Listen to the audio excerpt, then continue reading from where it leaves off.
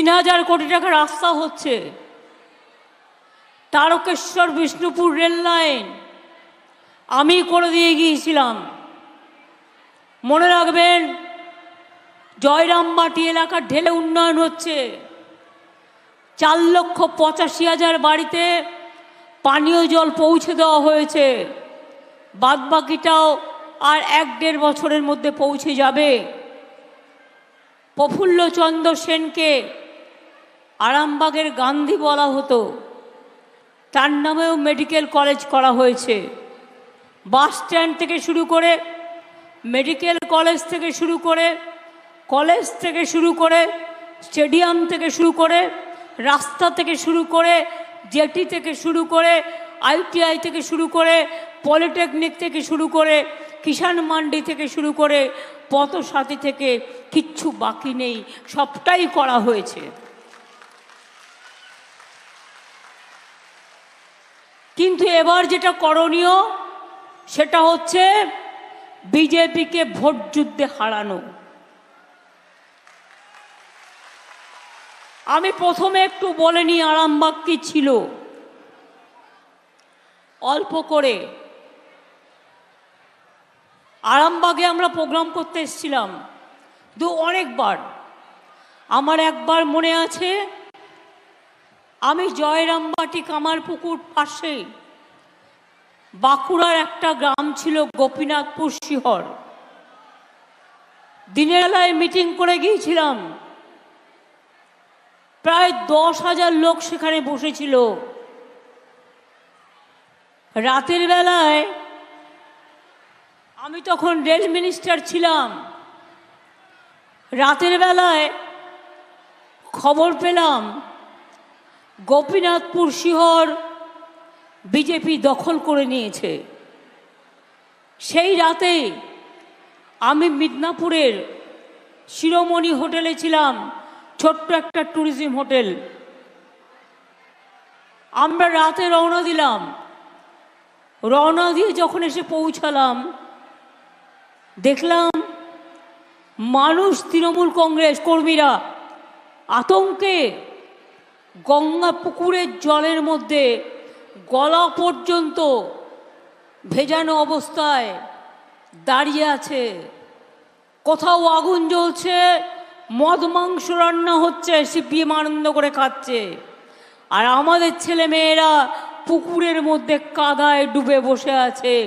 আমাকে দেখে আস্তে করে বলছে, দিদি আমরা এখানে, আমাদের বাঁচান। আজ যে সিপিএম সাধু সাজে, আর সিপিএমের হারমাদগুলো বিজেপির হারমাদ হয়েছে। পরশুরা বলুন, খানাকুল বলুন, গোঘাট বলুন, আরামবাগ বলুন, আমার থেকে ভালো কেউ চেনে না। এসছিলাম মিটিং করতে চমকাইতলা। চমকাইতলাটা কোথায়? আরামবাগের জয়রামবাটি কামারপুকুর দিয়ে 8 ঘন্টা গেলে এই চমকাইতলা মিদনাপুরের। সিপিএম কি করত? ওই চমকাইতলার ওখানে গড়বেতা থেকে আর এখান পর্যন্ত মাটির নিচে একটা সুড়ঙ্গ করে রেখে দিয়েছিল।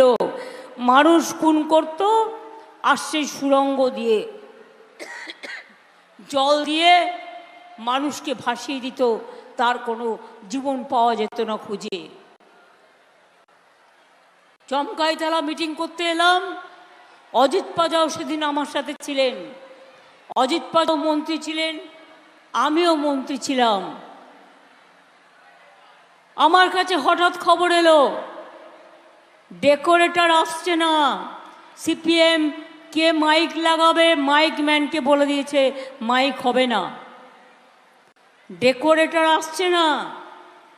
আমরা কলকাতা থেকে একটা ডেকোরেটর নিয়ে এলাম, মাইক ম্যান নিয়ে এলাম। মিটিং করতে করতে ছোট্ট স্টেজের মতো হলো, আমাদের স্টেজ কেটে দিল। এবার আমি তো চলে এলাম জয়রামবাটি কামারপুকুরের ওখানে একটা মিউনিসিপ্যালিটি একটা ছোট্ট গেস্ট হাউস ছিল 2-3 জনের থাকার। আমি সেখানে চলে এলাম। হঠাৎ খবর পেলাম অজিত পাজার ওপরে ওরা গুলি চালাচ্ছে, অজিত পাজাকে আটকে দিয়েছে। অজিত পাজা তখন এক্সটার্নাল অ্যাফেয়ার্স মিনিস্টার। আমি তখন ফুটে গেলাম এবং অজিত পাজাকে সাথে করে নিয়ে এলাম। এপারে অজিত পাজার গাড়ি, মাঝখানে একটা খাল, আর ওপারে সিপিএমের লোকেরা বন্দুক নিয়ে দৌড়চ্ছে, বোম নিয়ে দৌড়চ্ছে। আমি অজিতদাকে বললাম, আপনি এগিয়ে যান, সব গাড়ি আটকে আছে, সব গাড়ি ছেড়ে তবে আমি যাব। আমি দেখলাম ঝাঁকে ঝাঁকে বন্দুকে নিয়ে আসছে। এপার থেকে বললাম, চালা চালা, যত বন্দুক আছে, আমি এখান থেকে সরব না, আমি সবাইকে নিয়ে তারপরে যাব। এই সিপিএম আজকে গদ্দার হারমাত্রের সাথে গিয়ে হাত মিলিয়েছে বিজেপির সাথে। বিজেপির সব নেতা হচ্ছে সিপিএমের ওই গুন্ডারা। মনে রাখবেন, এরা এলাকায় জিতলে ত্রাস করে দেবে, ত্রাস। আমাকে আর বলবেন না কেন এখানে আবার চমকাই তারা হলো, কেন এখানে আবার গোপীনাথপুর হলো, কেন এখানে আবার শিয়র হলো। জয়রামবাটি কামারপুকুর মা শারদা মায়ের স্থান, রামকৃষ্ণ পরমহংসদেবের পবিত্র ভূমি। রাসবিহারী বোস থেকে শুরু করে, কেশবচন্দ্রনাথ থেকে শুরু করে সমস্ত পবিত্র মানুষের পবিত্র জায়গা কেশবচন্দ্রনাথ। তারপরে আমার বাড়ির কাছে থাকতেন পাড়ায়, এখনও ওদের বাড়িটা আছে। আমি আপনাদের অ্যালার্ট করলাম, একটু সতর্ক করলাম, আগামী দিন যদি রক্তারক্তি না চান, শুনুন, আমাদের কেউ বদমাইশি করলে আমি ডেকে তাকে দুটো থাপ্পড় মেরে তাড়িয়ে দিতে পারি, মানুষের ওপর কেউ যদি অত্যাচার করে। কিন্তু বিজেপি সেটা করবে না। সব সিপিএমের হারমাদ আজকে বিজেপি হয়ে গেছে, টাকা দিয়ে ভোট কিনছে। কাউকে 5,000, কাউকে 10,000, কাউকে 15,000, আর কাউকে 20,000। আর আমাদের যারা নেতৃবৃন্দ আছেন তাদের কাছে আমি বলবো, অনেক কষ্ট করে এই আরামবাগ উদ্ধার করা হয়েছে। মনে রাখবেন, আমি ছোট না ও ছোট, না আমি বড় না ও বড়, ডোন্ট কেয়ার, মানুষকে কেয়ার করুন, আর কোনো কিছু করবার প্রয়োজন নেই।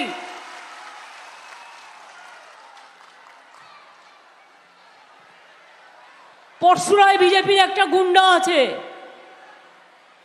ইকবাল মারা যাওয়ার পর খানাকুলে ইকবাল এমএলএ ছিল, ততদিন এলাকা কন্ট্রোলে রাখত। ইকবালের দাদা সুলতানকে প্রায় সিবিআইয়ের জন্যই মারা গেছে। ইকবাল চলে যাবার পর পরশুরা খানাকুলে আমাদের একটু প্রবলেম আছে, তারকেশ্বরে তো নেই। যদি খানাকুল আর ইকবাল, এই খানাকুল আর পরশুরার প্রবলেম হয়, তোমরা সেটাকে মিটাবে। তারকেশ্বরে তো প্রবলেম হওয়ার কথা নয়, হরিপাল বেচার এলাকায় তো প্রবলেম হওয়ার কথা নয়, কৃষ্ণর এলাকায় তো প্রবলেম হওয়ার কথা নয়। গোঘাটে মানুষরা কোথায়, প্রবলেম হওয়ার তো কথা নয়। গোঘাট একসময় মানুষ হেরে গেছে, তাতে কি আছে? মানুষ হারিয়েছেন, আবার মানুষ জেতাবেন। এবার আমাদের প্রার্থীটাকে মিতালি বাগ, এসো তো এদিকে। ও হচ্ছে বাগদি কমিউনিটির একটি মেয়ে, উচ্চ শিক্ষা করেছে, এবং এই যে বলতো না বাউরি বাগদিদের টিকিট দেয় না, আজকে আমরা প্রমাণ করে দিয়েছি বাউরি বাগদি ভূমিজ সমাজ সমস্ত নিম্ন বর্ণের লোকেরাও প্রার্থী হতে পারে। আমার বর্ধমানে ডক্টর শর্মিলা সরকার, নিম্নবর্ণ মেয়ে ওখানকার, ও হচ্ছে বাগদি, আর একজন হচ্ছে বাউরি। সুতরাং এই যে মর্যাদাটা আপনাদের হাতে তুলে দিয়েছি, এই মেয়েটি জীবনে বিয়ে করেনি, কেন জানেন? ভালো করে দলটা করবে বলে। গ্রাম সভা করেছে, পঞ্চায়েত সমিতি করেছে, জেলা পরিষদ করেছে, আজ পর্যন্ত কেউ তার নামে একটা কালির আঁচড় দিতে পারবে না। আর বিজেপির কে ক্যান্ডিডেট আমি জানি না, নামও জানি না, কে গো?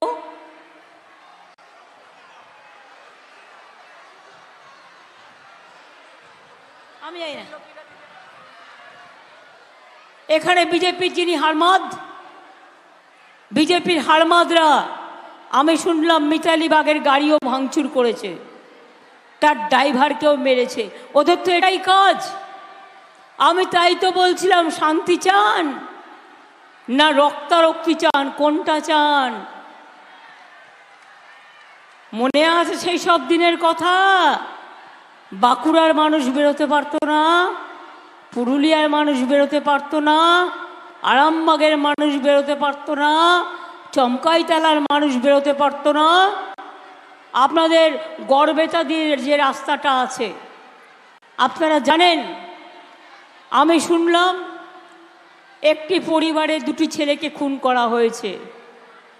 আমি ছুটে গেলাম, একজন বয়স্ক মা আমাকে বলছে, মাগো আমার হাতে একটা বন্দুক দিতে পারো আর একটা তৃণমূলের পতাকা। আমি বললাম, কেন মা, বন্দুক দিতে নেই? বলল, না গো, আমার দুটো ছেলেকে সিপিএম খুন করেছে, ওদের দুটো ছেলেকেও আমি খুন করব, আমি আর মাতৃজীবন রাখতে চাই না। অনেক ঘটনা আমার মনের মধ্যে লিপিবদ্ধ করা আছে। আমি রাস্তায় পথ চলি আর এই ঘটনাগুলো আমায় চালায় আর বারবার করে মনে করিয়ে দেয়। আমাদের ভোট দেবেন কেন? যদিও এটা বাংলার ইলেকশন নয়, এটা দিল্লির ইলেকশন। দিল্লির ইলেকশনে দিল্লিকে বদলাতে হবে, দিল্লিতে উল্টাতে হবে, দিল্লিকে পাল্টাতে হবে, দিল্লিকে পরিবর্তন আনতে হবে। দিল্লিতে বাংলা সরকারের সাথে যেন নরেন্দ্র মোদীরা তুলনা করবার চেষ্টা না করে। শুধু মিথ্যে কথা বলে। এবার বলুন, 2021-এর ইলেকশনের আগে আমরা কি বলেছিলাম? জিতলে লক্ষ্মীর ভাণ্ডার করে দেব। দিয়েছি কি দিইনি? এবং এখন আবার বলছি, এটা যতদিন বাঁচবেন ততদিন পাবেন। জিজ্ঞেস করুন কৃষকদের ভাতা 10,000 টাকা দিয়েছে কি দিইনি?